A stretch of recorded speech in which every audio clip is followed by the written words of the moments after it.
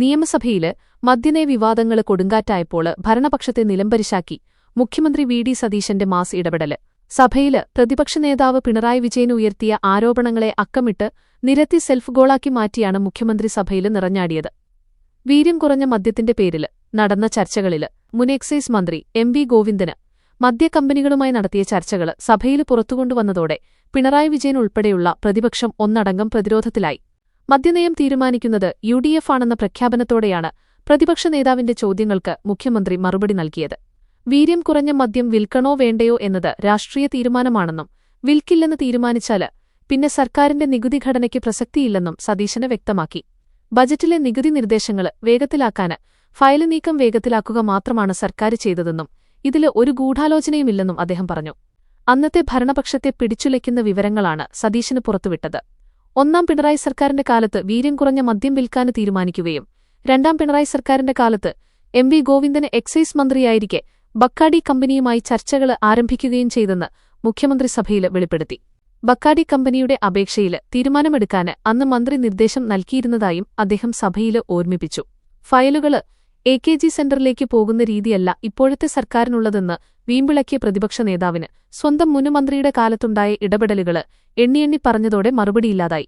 ബാറുകളുടെ എണ്ണം 28-ൽ നിന്ന് 900-ആക്കിയ ചരിത്രം എൽ.ഡി.എഫിനാണെന്നും മദ്യമൊഴുക്കിയവര് ഇപ്പോൾ പ്രതിപക്ഷത്തിരുന്ന് ചോദ്യം ചോദിക്കുന്നത് പരിഹാസ്യമാണെന്നും മുഖ്യമന്ത്രി തിരിച്ചടിച്ചു. യു.ഡി.എഫിലെ ചില വിമത നീക്കങ്ങളെയും സതീശന് സമർത്ഥമായി പൊളിച്ചു. നികുതി ഘടന മാറ്റുക എന്നത് ബജറ്റ് നടപടിയുടെ ഭാഗമാണെന്നും ഇത് മദ്യനയമല്ലെന്നും വ്യക്തമാക്കിയതോടെ പാർട്ടിക്കുള്ളിലെ വാദങ്ങൾക്കും തിരശ്ശീല വീണു. 2018 മുതൽ 19 വരെ കാലയളവില് വിദേശമദ്യത്തിന് നികുതി 210% നിന്ന് 79%ആക്കി കുറച്ചത് ആരുടെ കാലത്താണെന്നും അദ്ദേഹം പ്രതിപക്ഷ നേതാവിനോട് ചോദിച്ചു. ചുരുക്കത്തില് മദ്യവിവാദത്തിന്റെ പേരില് സർക്കാരിനെ കൊടുക്കാന് പ്രതിപക്ഷ നേതാവ് പിണറായി വിജയന് നടത്തിയ ശ്രമങ്ങള് സതീശന്റെ കൃത്യമായ മറുപടിയില് ഇടതിന്റെ സെൽഫ് ഗോളായി മാറി.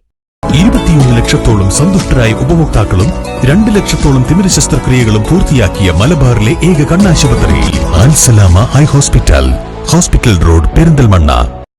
യു.ഡി.എഫിന്റെ രാഷ്ട്രീയ തീരുമാനത്തിന് സർക്കാരിന്റെ മദ്യനയവുമായി ബന്ധമില്ലെന്നുകൂടി ഉറപ്പിച്ചതോടെ പ്രതിപക്ഷത്തിന്റെ എല്ലാ ആരോപണങ്ങളും അസ്ഥാനത്തായി. നിയമസഭയിലെ ഈ പ്രകടനം മുഖ്യമന്ത്രി സതീശന്റെ കഴിവിന്റെ മാറ്റുകൂട്ടുന്ന ഒന്നായിരുന്നു.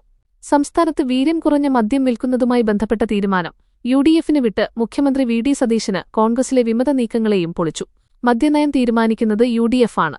വീര്യം കുറഞ്ഞ മദ്യം വിൽക്കണമെന്ന് യു.ഡി.എഫ് തീരുമാനിച്ചാല് ഇപ്പോൾ നിശ്ചയിച്ച നികുതിയായിരിക്കും. വിൽക്കേണ്ട എന്നാണ് രാഷ്ട്രീയ തീരുമാനമെങ്കില് വിൽക്കില്ല. അത് രാഷ്ട്രീയ തീരുമാനമാണെന്ന് മുഖ്യമന്ത്രി പറഞ്ഞു.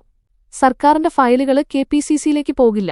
പണ്ടൊരു മുഖ്യമന്ത്രിയുണ്ടായിരുന്നപ്പോൾ ഫയലുകള് എ.കെ.ജി. സെന്ററില് കൊണ്ടുപോയിരുന്നതുപോലെ ഇപ്പോൾ ഒരു പാർട്ടി ഓഫീസിലേക്കും ഫയലുകള് പോകില്ല. ഒരു മന്ത്രിയും അത് ചെയ്യില്ല.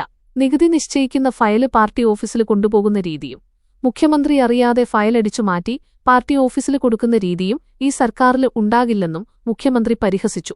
വീര്യം കുറഞ്ഞ മദ്യം വിൽക്കാന് അന്തിമ തീരുമാനമെടുത്തിട്ടില്ല.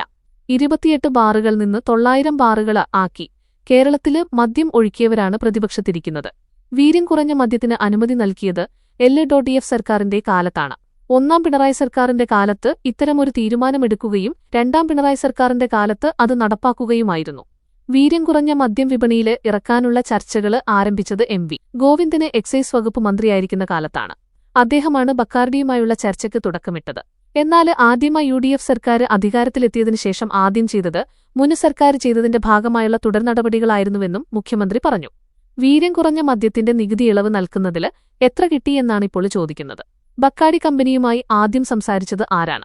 രണ്ടാം പിണറായി സർക്കാർ അധികാരത്തില് വന്ന 6 മാസത്തിനകം ബക്കാഡി കമ്പനിയുടെ അപേക്ഷയില് തീരുമാനമെടുക്കാന് അന്നത്തെ എക്സൈസ് മന്ത്രി നിർദ്ദേശിച്ചു. എം.വി. ഗോവിന്ദന് എക്സൈസ് മന്ത്രിയായിരുന്ന ഘട്ടത്തിലാണ് ആദ്യമായി ബക്കാഡി കമ്പനിക്കായി നീക്കം തുടങ്ങിയത്. വീര്യം കുറഞ്ഞ മദ്യം പ്രോത്സാഹിപ്പിക്കാന് തീരുമാനമെടുത്തത് വീര്യം കുറഞ്ഞ മദ്യം വിൽക്കാന് ചട്ടത്തില് ഭേദഗതി വരുത്തി. ഇത് ബക്കാഡി കമ്പനിയുടെ അപേക്ഷയിലാണ്.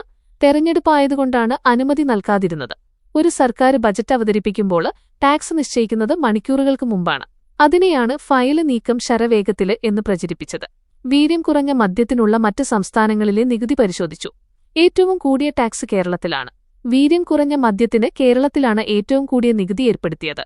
2018-19 ഇന്ത്യന് നിർമ്മിത വിദേശ മദ്യത്തിന് 210% നികുതിയായിരുന്നു. അത് പിന്നീട് 79%ആക്കി കുറച്ചു. ജോണി വാക്കറിന്റെ കയ്യിൽ നിന്നും ശിവ ശ്രീകലിന്റെ കയ്യിൽ നിന്ന് പണം വാങ്ങിയതാണോ ടാക്സ് കുറച്ചതെന്നും മുഖ്യമന്ത്രി പ്രതിപക്ഷത്തോട് ചോദിച്ചു.